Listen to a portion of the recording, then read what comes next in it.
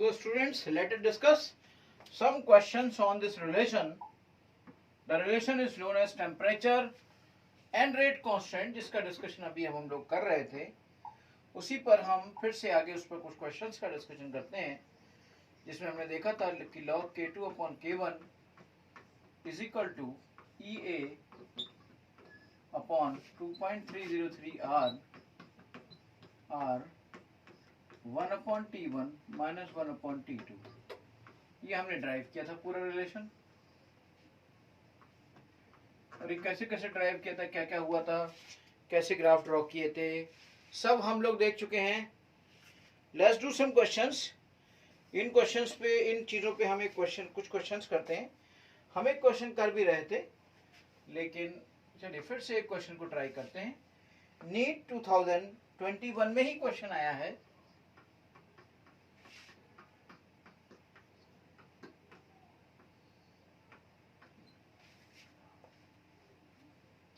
The slope of Arrhenius plot. Slope of Arrhenius plot. ध्यान से समझिएगा.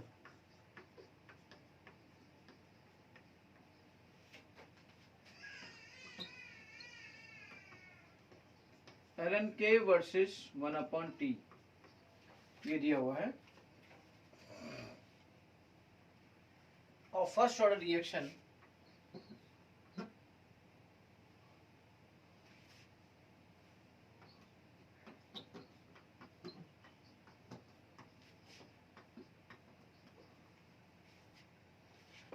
is minus 5 into 10 to the power 3 Kelvin. The value of EA of the reaction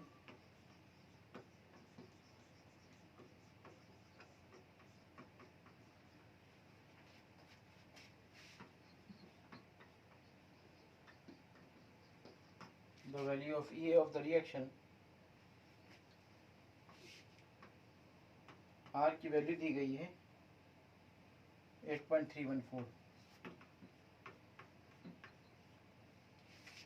हमने इस curve में देखा था कि कर्व के बाद, इससे पहले जब हम डिस्कशन कर रहे थे, हम यहाँ पे तो नए स्लाइड पे आ गए हैं, लेकिन अब पहले हम जो डिस्कशन कर रहे थे, अगर हम इसकी बात करें तो हमारा ये आता था ln k is equal to minus EA upon R 1 upon T plus ln A. ये जो स्लोप होता था वो ये होता था. और अगर ये स्लोप होता था, it means this is slope which is equal to minus EA upon R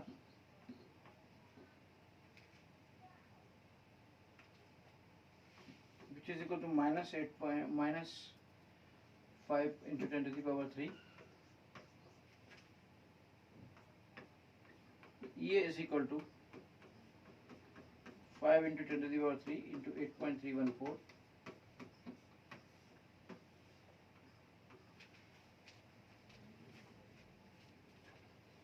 And this is called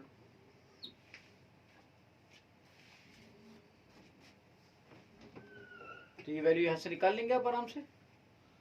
तो देखिए आराम से क्वेश्चन आपका निकल आया. फिर से समझ लीजिए, आपका ये प्लॉट था, इस प्लॉट में आपने जो कर्व को देखा था, उसकी इक्वेशन देखी थी, उस इक्वेशन को आपने देखा कि भाई यहाँ से हम सीधे सीधे इसका आंसर निकाल सकते हैं, है ना. कोई भी ऐसा मसला नहीं है कि आंसर निकालने में कोई दिक्कत आए.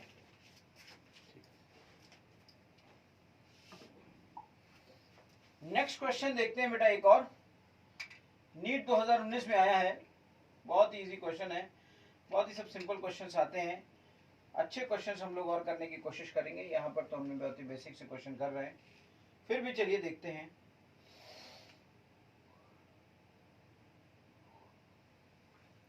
NEET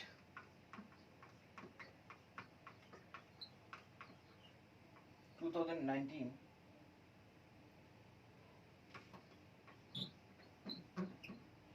for the reaction activation energy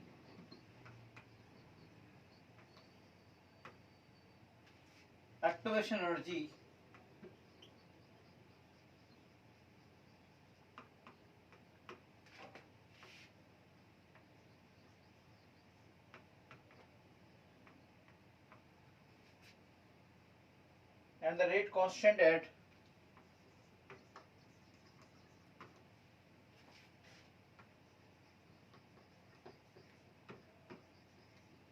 rate constant at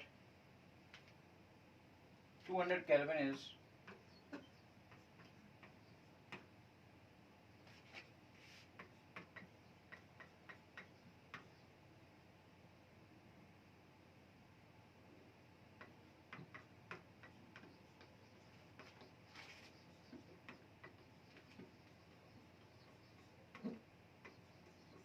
the rate constant at 400 Kelvin is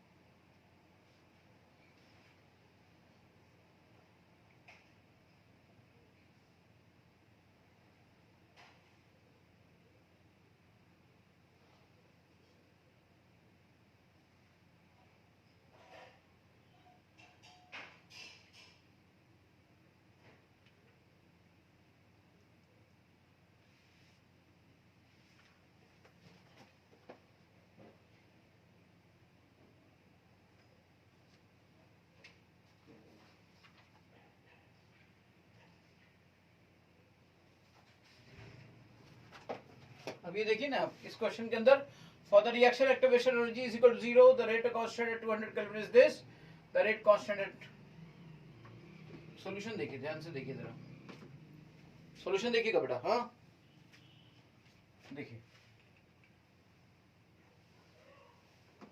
log k2 upon k1 ये 2.303 r upon 1 upon t1 minus 1 upon t2 और ये हो गया 0 तो ये 0 हो गया तो ये तो पूरा ही 0 हो गया और ये पूरा 0 हो गया तो याद रखिएगा log 1 आपका 0 होता है इसका मतलब ये वैल्यू 1 के बराबर है इट मीन्स टेम्परेचर कुछ भी हो रेट कांस्टेंट एक दूसरे के बराबर होंगे अगर एक्टिवेशन एनर्जी 0 है तो पहले वाला जो रेट कांस्टेंट था वो अब ये था तो दूसरा वाला भी यही होगा तो आंसर होगा बी जिसमें कि दूसरा वाला दिया हुआ है समझ गए तो ये क्वेश्चन बहुत ही सिंपल सा था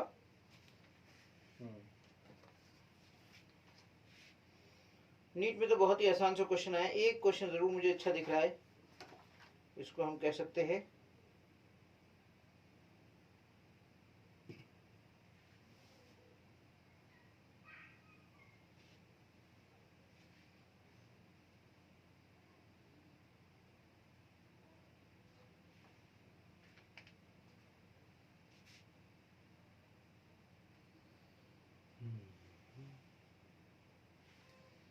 ये क्वेश्चन हम थोड़ा सा मैथमेटिकली देख सकते हैं कि ठीक ठाक है नीट 2013 का क्वेश्चन है बाकी तो बहुत ही इजी क्वेश्चन है बेटा उनको तो करने का कोई मतलब ही नहीं है आपके लिए what is the activation energy for a reaction अब इतनी बार एक्टिवेशन एनर्जी आ रही है तो चलो इसी पे थोड़ा सा बात कर लो व्हाट इज एक्टिवेशन एनर्जी अभी बात कर ही लेते हैं इस पे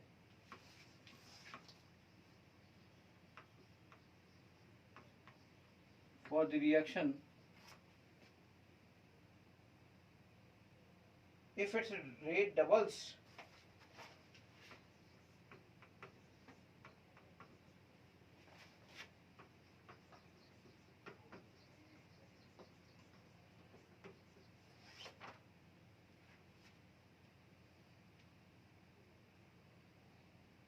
when the temperature is raised from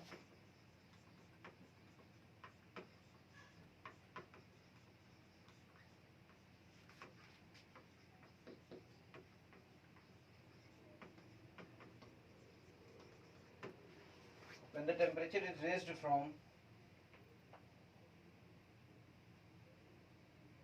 20 degrees centigrade to 35 degrees centigrade 20 degrees centigrade to 35 degrees centigrade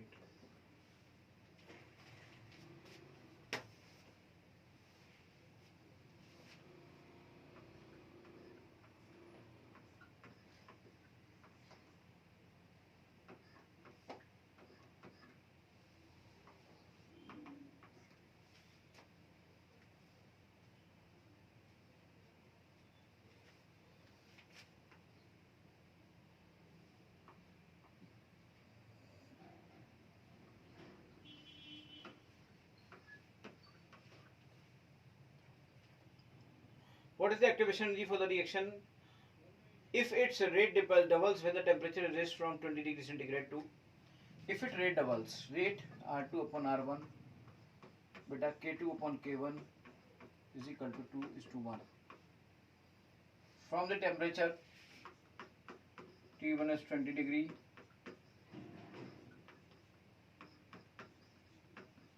and T2 is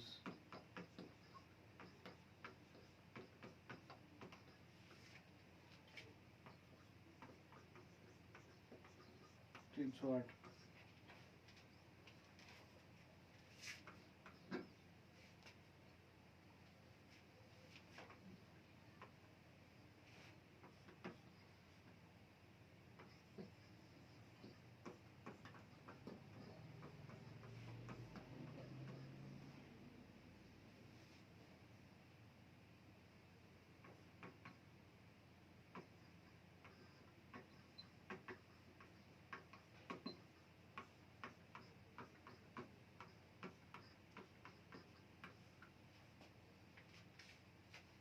ये कैलकुलेट करना है, इसकी वैल्यू आपको पता है, log 2 हो गया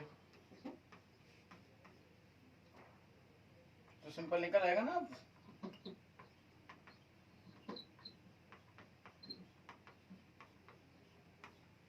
1/2 T1 293 माइनस 1/308, इसको कैलकुलेट कर लो और यहाँ से ये निकाल लो। बहुत ही सिंपल सा क्वेश्चन की, अगर आप इसकी वैल्यू आप जानते ही होंगे 0.3010, इसकी वैल्यू आप कैलकुलेट करो भाई। अब घटाओ, डिवीजन मल्टीप्लिकेशन तो आपको खुद करने पड़ेंगे बेटा।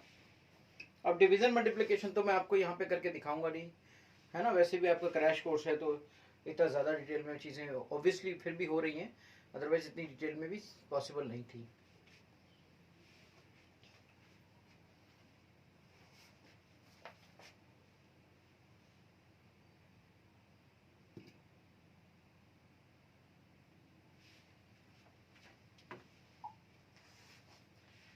एक क्वेश्चन है बेटा, बहुत ही पहले बहुत बार आ चुका है एग्जाम में, नीट 2012 में आया।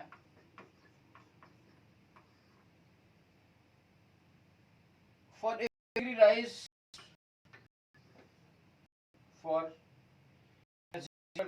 किस हो सकता है, इससे मतलब नहीं है। और reaction every rise every 10 degree rise of temperature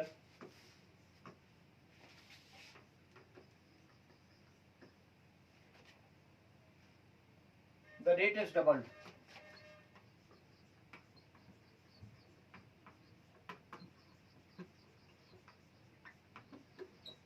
The rate is doubled if the temperature is increased from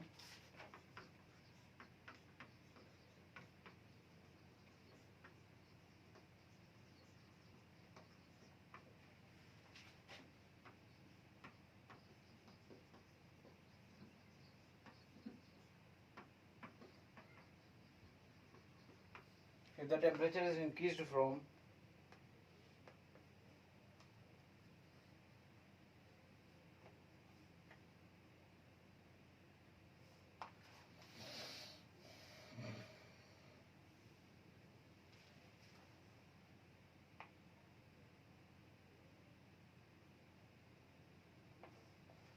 10 degree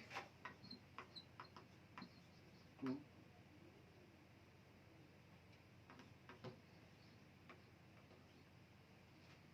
100 degree,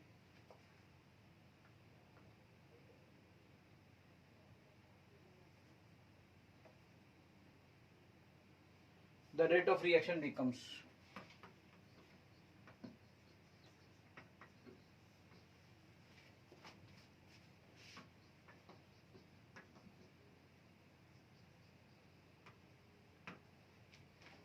first option आया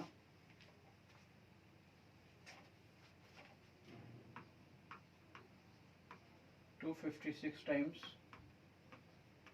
बी ऑप्शन आया 512 टाइम्स,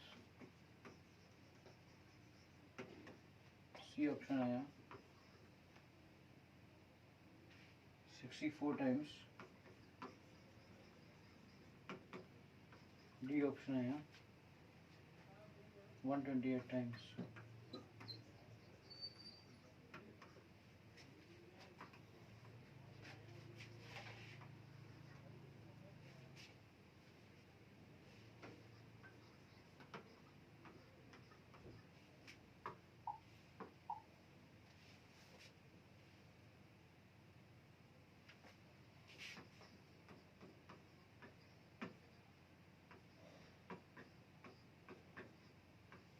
ये बेटा एक इसका फॉर्मूला, इस टाइप के क्वेश्चंस के लिए बहुत ही अच्छी ट्रिक है। R is equal to R not 2 to the power delta T upon 10। जैसे मान लीजिए ये नई रेट ऑफ रिएक्शन को पूछना चाहते हैं, पुरानी रेट ऑफ रिएक्शन मान लीजिए R है, 2 to the power delta T मतलब डेल्टा टी तो चाहे डिग्री सेंटीग्रेड में हो चाहे वैसे हो, कोई फर्क नहीं पड़ता, 100 माइनस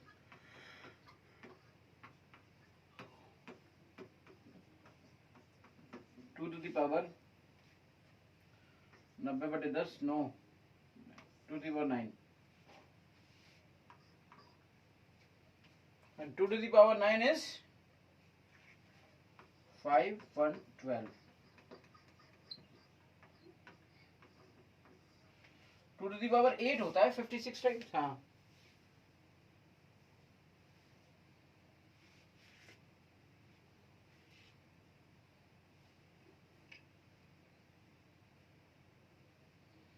अंडरस्टैंड। तो ये ट्रिक याद रखिएगा, यहाँ पे ये इस टाइप के क्वेश्चंस में कहीं पे रेट ऑफ रिएक्शन के बारे में दिया जाए और कहा जाए कि भाई कितने डिग्री कितने टेम्परेचर से बढ़ेगी क्या होगा, तो इस तरीके से आपका R is equal to R not 2 to the power delta T upon 10 होता है बेटा।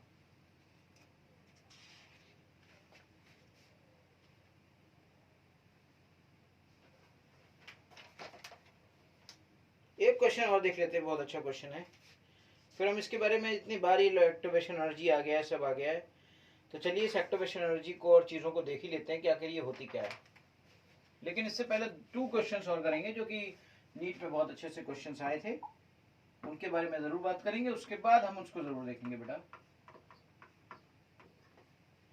नीट में अगला क्वेश्चन जो आया है ये बेटा पहले जेई में आया था, फिर नीट में आया है। नीट में ये आया है 2008 में। The rate constant K1 K2 for two different reactions.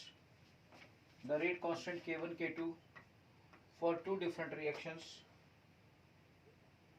K1 is equal to मैं कह सकता हूँ 10 to the power 16 e to the power minus 2000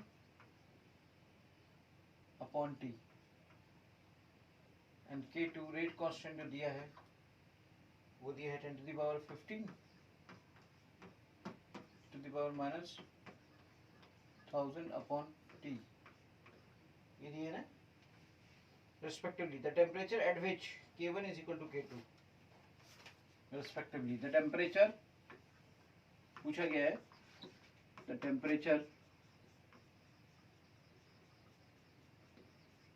at which, ये temperature कौन सा जो यहाँ T दिया हुआ है, at which K1 is equal to K2, K1 की वैल्यू K2 के बराबर है।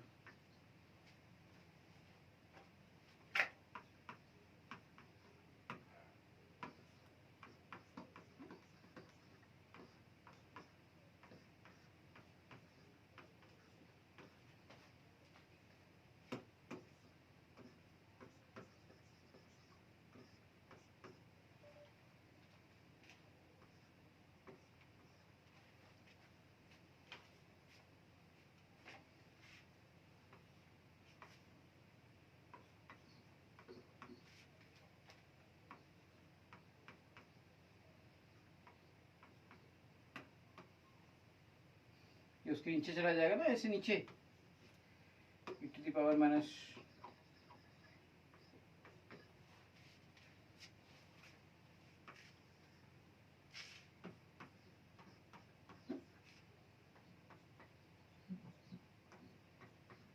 माइनस प्लस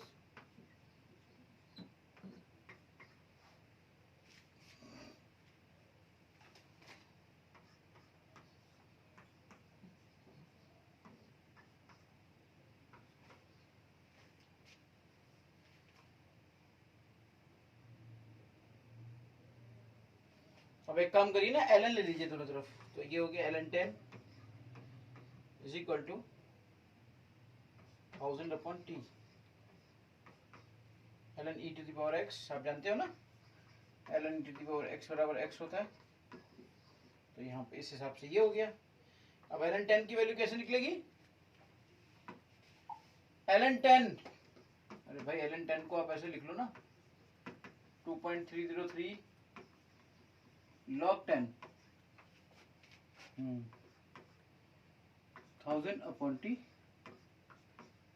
log 10 तो 1 हो गया, टी इज इक्वल टू हो गया 1000 अपॉन 2.303। तो इसमें तो मुझे लगता है ऑप्शन में जो वैल्यूज आ रही है 2000 अपॉन 2.303 केल्विन, यानी कि बी ऑप्शन, बी ऑप्शन आ रहा है बेटा। बी ऑप्शन में बिल्कुल ऐसे ही डिट्टो लिखा है, तो जब बी ऑप्शन में डिट्टो लिखा है तो उसी को आंसर लिख दीजिए। ठीक है भाई, चलिए इस तरह से चीजें हमने बहुत कुछ समझा। बात आती है इतनी बार एक्टिवेशन एनर्जी की और इन सब चीजों की। So let us understand what do you mean by the activation energy. Activation energy का क्या मतलब है, और पोटेंशियल एनर्जी का क्या मतलब है, थ्रेशोल्ड एनर्जी का क्या मतलब है, क्यों होती है, कैसे होती है, इन सब चीजों को समझते हैं हम, पूरा एनर्जी प्रोफाइल रिएक्शन का समझते हैं।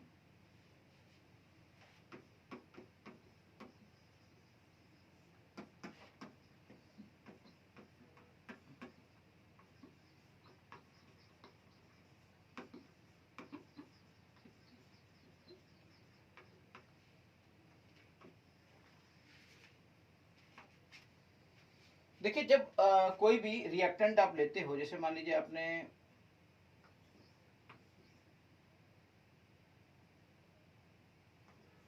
ए और बी रिएक्टेंट लिए, जैसे मान लीजिए सपोज करिए ए और बी आपने रिएक्टेंट लिए, तो ये ए और बी रिएक्टेंट सबसे पहले आप लेंगे, तो उसके बाद क्या होगा, इनमें यहीं पे कोलिजन शुरू हो जाएगा, कोलिजन शुरू हो जाएगा, एक जगह पे जब रखे होंगे तो कोलिजन शुरू स्टार्ट हो जाएगा, कोलिजन शुरू हो जाएगा। कोलिजन से जब इनका कोलिजन होगा तो इनके कोलिजन से, इफेक्टिव कोलिजन से, जैसे इसमें कोलिजन होंगे तो इसमें बहुत सारे कोलिजन आपके इफेक्टिव होंगे, बहुत सारे कोलिजन आपके इनइफेक्टिव होंगे।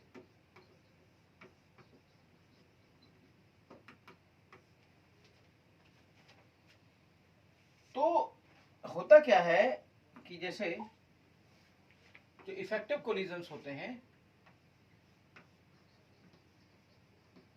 इफेक्टिव कोलिजन्स जो होते हैं उनसे हमें इतनी एनर्जी मिल जाएगी, provide such energy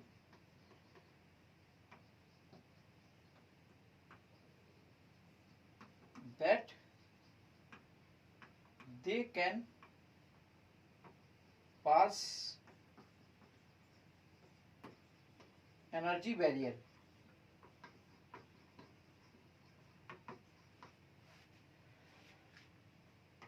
to convert into product।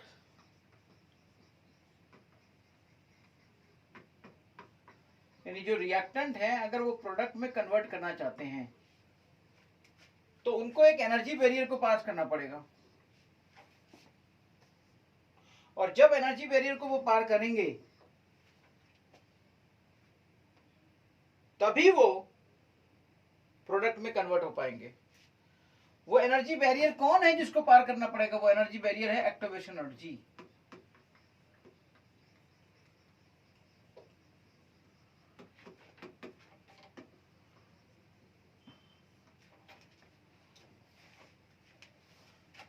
वो मिनिमम एनर्जी है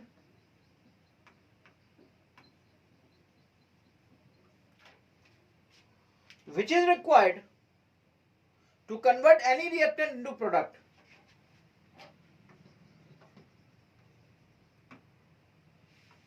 which is required to convert any reactant into product।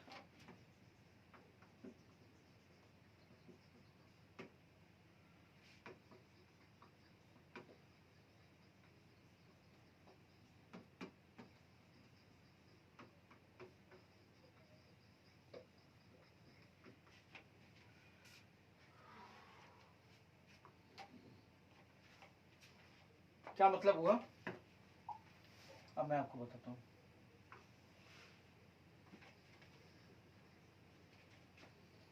जैसे मान लीजिए ये मॉलिक्यूल ए और बी यहां पर मौजूद हैं, ए और बी, तो ऑब्वियसली जब यहां पर प्रेजेंट है तो इनकी अपनी कुछ मिनिमम एनर्जी तो होगी, और वो इनकी मिनिमम एनर्जी, पोटेंशियल एनर्जी इनके पास थी। इसके बाद इनके कोलिजन शुरू हो गए, जब इनके टेम्परेचर थोड़ा बढ़ने लगे, आप टेम्परेचर बढ़ाने पर कोलिजन शुरू हो गए, कोलिजन शुरू हो गए, तो कुछ कोलिजन इतनी ज्यादा एनर्जी प्रोवाइड करने लगे कि कुछ पार्टिकल्स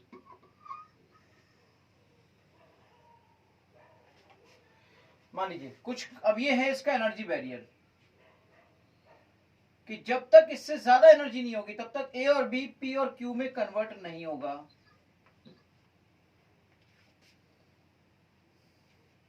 ये वो मैक्सिमम एनर्जी, अब ये समझो यहां से कूदना फांदना शुरू करा, ए और बी को इतनी एनर्जी मिली, टेम्परेचर आपने बढ़ाया, ए और बी को इतनी एनर्जी मिली, कोलिजन हुए कि वो यहां तक पहुंचे, एक प्रोडक्ट में नहीं बदलेंगे, वो यहां तक पहुंचे, प्रोडक्ट में नहीं बदलेंगे, वो यहां तक पहुंचे, प्रोडक्ट में नहीं बदलेंगे, वो जब इसके ऊपर पहुंचेंगे तभी प्रोडक्ट में बदलेंगे। यहां तक पहुंचे, प्रोडक्ट में नहीं बदलेंगे, यहां तक पहुंचे, प्रोडक्ट में नहीं बदलेंगे, कहीं तक पहुंचे, प्रोडक्ट में नहीं बदलेंगे। कौन प्रोडक्ट में बदलेगा, जब वो इस एनर्जी को क्रॉस कर देंगे। ये वो एनर्जी बैरियर है जिसको क्रॉस करना किसी भी रिएक्टेंट पार्टिकल के लिए, कन्वर्ट प्रोडक्ट में बदलने के लिए जरूरी है। And this value from the level of energy of molecule up to this maximum energy level, this is called activation energy. This whole energy from zero level to maximum level of activation energy is called threshold energy. So threshold energy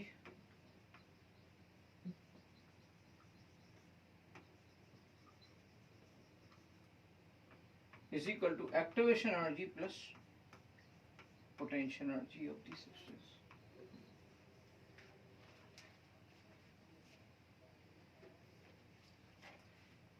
And this difference is basically called as delta H reaction. ये दोनों की ये जो values है ना, इन दोनों की values का ये जो डिफरेंस है, ये डेल्टा एच कहलाता है बेटा।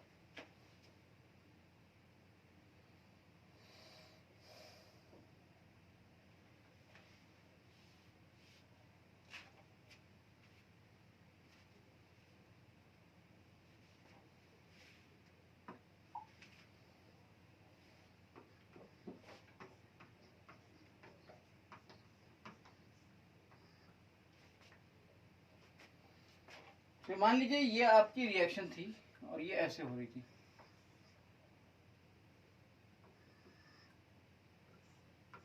ये इसका एनर्जी लेवल, यहाँ पे ये है, यहाँ पे ये है।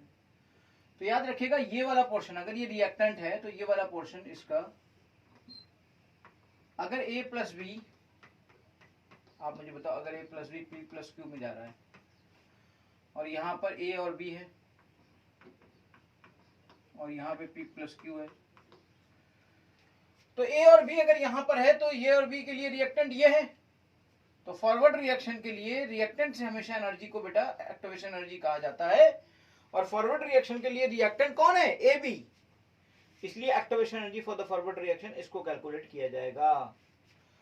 अगर आप इसको बैकवर्ड कह देते, ऐसे बोल देते कि ये रिएक्शन पीछे भी जाती है, तो पीछे जाने पर, बैकवर्ड रिएक्शन होने पर फॉरवर्ड के लिए रिएक्टेंट ये है, तो बैकवर्ड के लिए रिएक्टेंट कौन है, बैकवर्ड के लिए रिएक्टेंट ये है।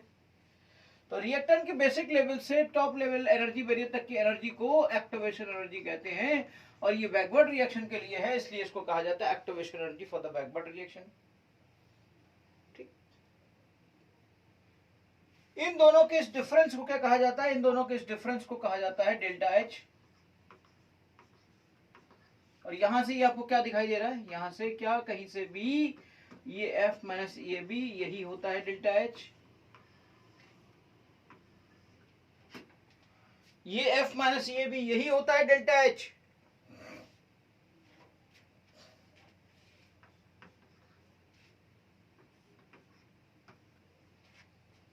अब जरा मुझे बताइए, कोई आपसे पूछे कि ये ग्राफ जो है वो एक्सोथर्मिक का है कि एंडोथर्मिक का है, तो मैं कहूंगा इन दिस ग्राफ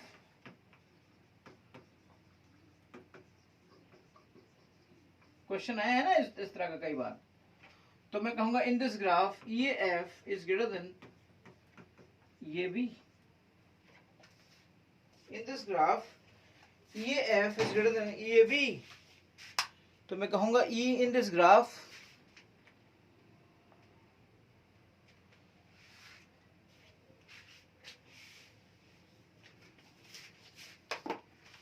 ये एफ इज ग्रेटर देन ये बी।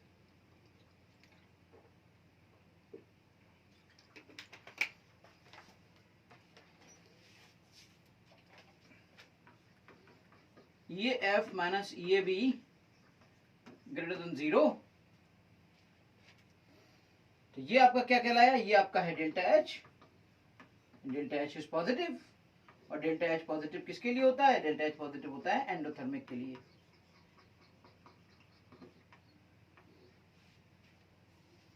तो ये ग्राफ किसका हो गया, ये ग्राफ हो गया एंडो का।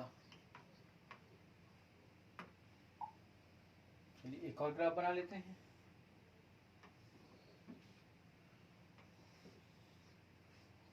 मान लीजिए ये आपके एक्टिवेशन एनर्जी का ग्राफ कोई आपको देखना पड़ा, और ये आपका A प्लस बी है, और ये आपका P प्लस क्यू है।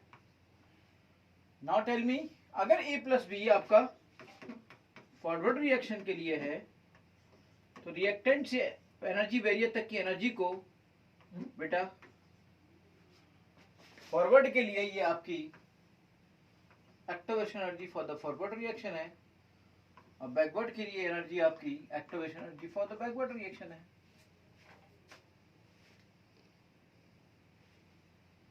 याद रखिएगा, डेल्टा एच जो होता है वो हमेशा E F minus E B होता है, और यहां पर आपका ये एफ लेस देन है ये बी से। फ्रॉम दिस ग्राफ ये भी बड़ा है, ये एफ छोटा है, इसका मतलब ये एफ माइनस ये बी लेस देन 0, और इसकी वैल्यू डेल्टा एच है less than 0, means exothermic reaction. तो इस तरीके से ये जो ग्राफ आया ये हमारा एक्सोथर्मिक रिएक्शन का ग्राफ आया है ना बेटा। तो एक्टिवेशन एनर्जी से रिलेटेड जो भी चीजें हैं वो मैं आपके साथ डिस्कस करता चला जा रहा हूं। Activation energy and catalyst.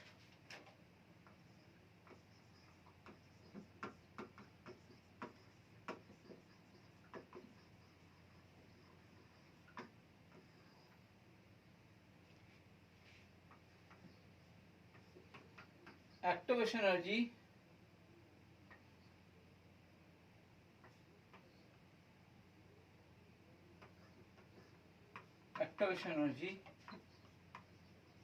decreases and rate increases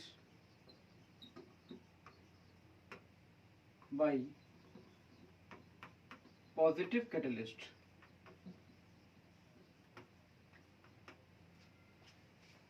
ये बहुत स्टार पॉइंट है, इस पर रिएक्शन बनती है, क्वेश्चन बनता है।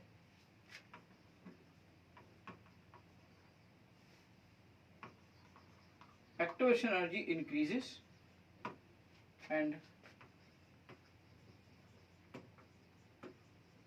rate decreases by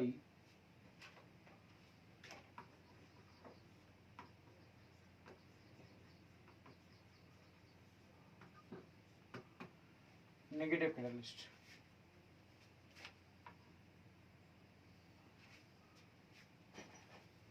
activation energy आपकी बढ़ती इससे है और घटती इससे है।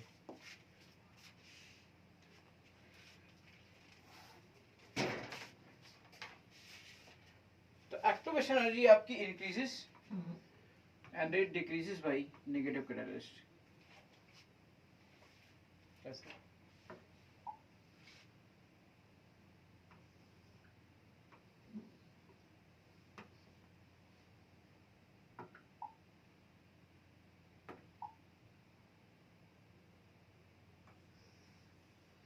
मान लीजिए ऐसा कभी हो, अभी ए और बी हो,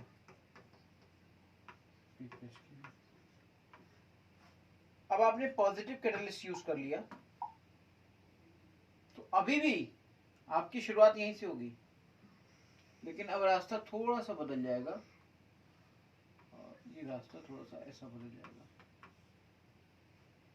यानी एक्टिवेशन इंक्रीज कर जाएगी।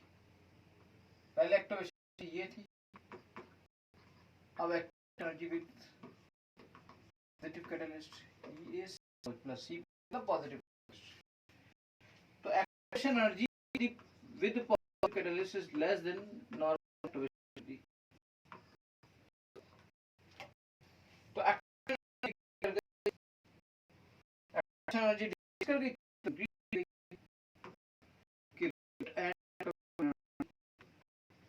इनवर्सली प्रोपोर्शनल होते हैं।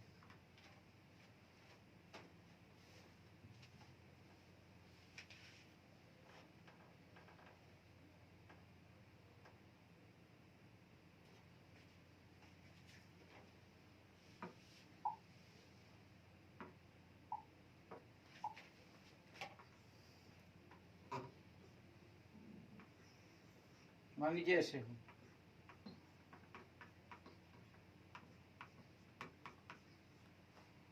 और नेगेटिव कैटलिस्ट आ जाए, तो नेगेटिव कैटलिस्ट शुरुआत यहीं से करेगा, लेकिन वो थोड़ा सा ऊपर आ जाएगा, और एंड भी वहीं करेगा, ऊपर आ जाएगा ऊपर, और इस तरह से एक्टिवेशन एनर्जी बढ़ जाएगी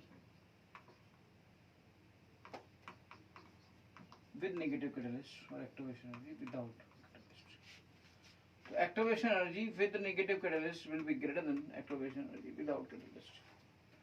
So rate is obviously inversely proportional to activation energy बढ़ेगी, रेट घट जाएगी। तो पॉजिटिव कैटलिस्ट की वजह से एक्टिवेशन एनर्जी क्या होती है, नेगेटिव कैटलिस्ट की वजह से एक्टिवेशन एनर्जी क्या होती है, थ्रेशोल्ड एनर्जी क्या होती है, पोटेंशियल एनर्जी क्या होती है, everything I have discussed about these all things. Collision theory क्या होती है, कोलिजन थ्योरी में क्या होता है, किस तरीके से चीजें डेवलप होती हैं, और इन्हीं सब चीजों को पूरी स्टडी करके बेटा एरेनियस ने k is equal to a e to the power minus e upon RT पूरा डेवलप किया।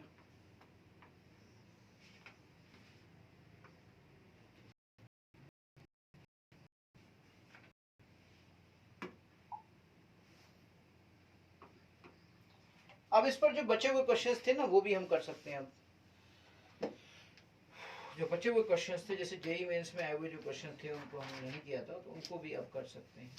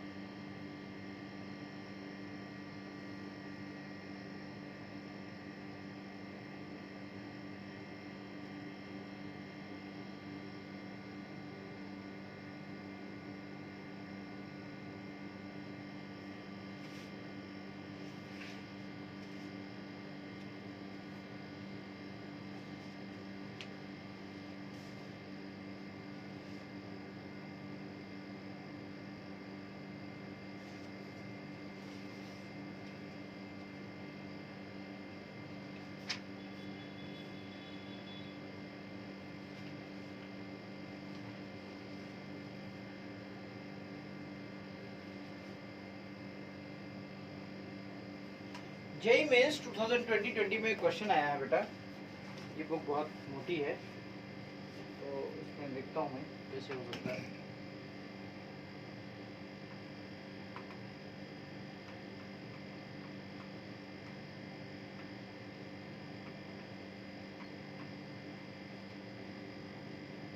rate constant of a reaction is measured at different temperatures. ये 0 है, 5 है, 10 है.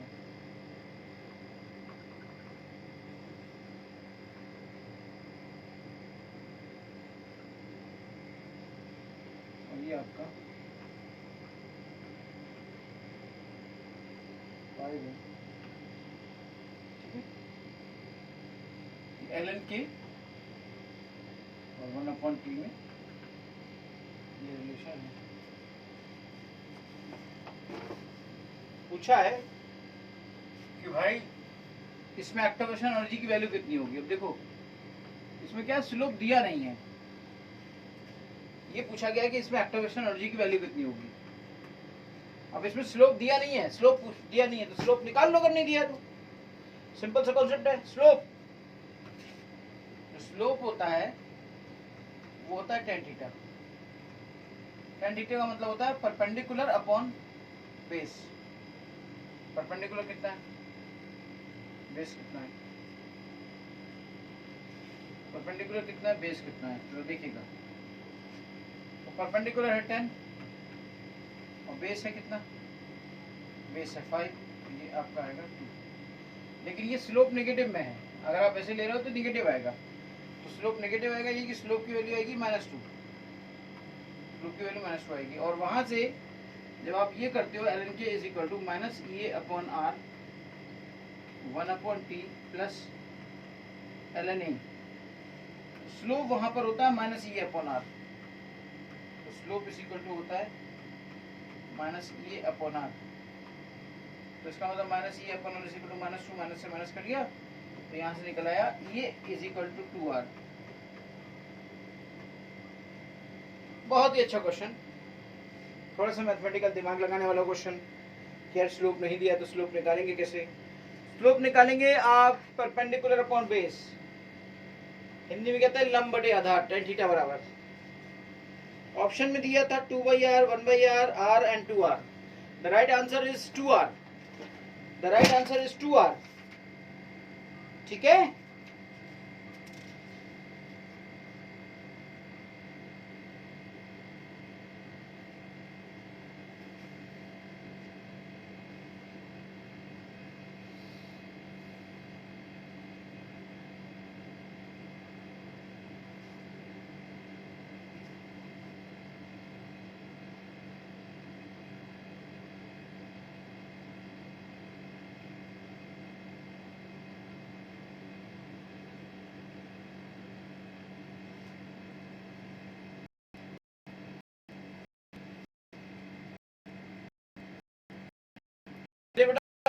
प्रैक्टिस